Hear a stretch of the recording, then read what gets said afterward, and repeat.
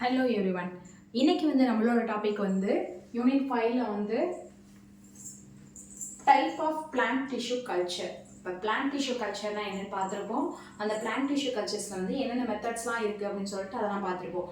இன்னைக்கு என்ன அப்படின்னா type of plant tissue cultures என்னென்ன டைப்லாம் இருக்குது அப்படின்னா, ஒன்று ஆர்கன் கல்ச்சர், இன்னொன்று மெரிஸ்டம் கல்ச்சர், இன்னொன்று புரோட்டோபிளாஸ்ட் கல்ச்சர், இன்னொன்று செல் சஸ்பென்ஷன் கல்ச்சர் அப்படின்னு சொல்லிட்டு 4 டைப்பாக கல்ச்சர் இருக்கு.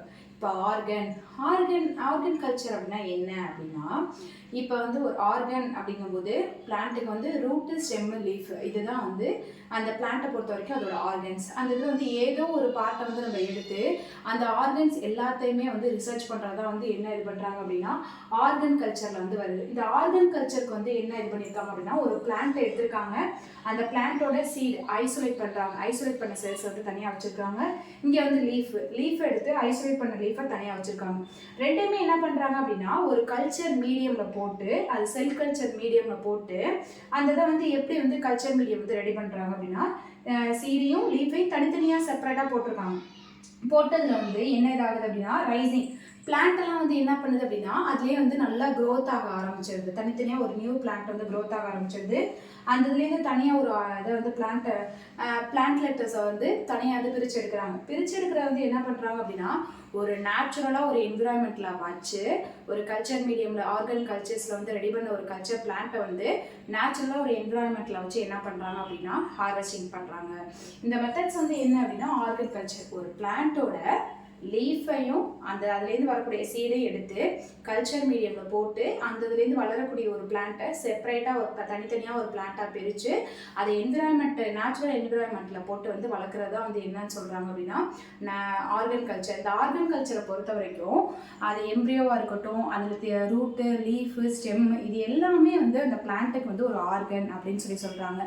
நெக்ஸ்ட் மெரிஸ்டம் கல்ச்சர் அப்படின்னா என்ன அப்படின்னா, ஒரு கார்டனிங்லேருந்து ஒரு பிளான்ட்டோட ஸ்டெம் பகுதியை என்ன பண்ணியிருக்காங்க அப்படின்னா வெட்டியிருக்காங்க.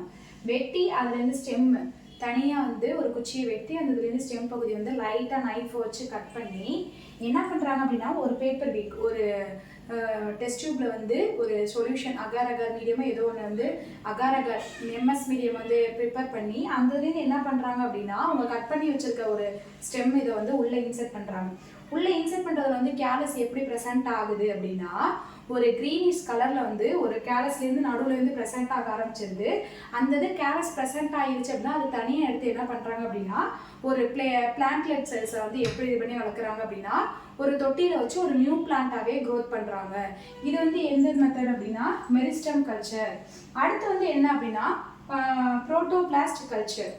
யங் பிளான்ட் எடுத்துக்கிறாங்க. அந்த யங் பிளான்ட்டோட லீஃப் என்ன பண்ணுறாங்க அப்படின்னா ஸ்டெரைல் பண்ணுறாங்க.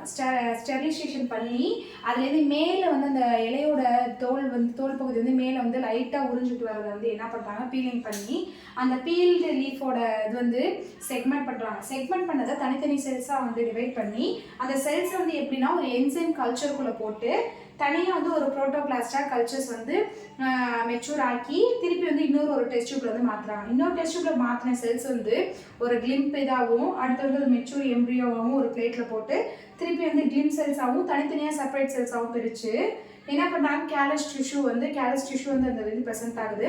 கேலஸ் டிஷ்யூ ப்ரெசென்ட் ஆகுது.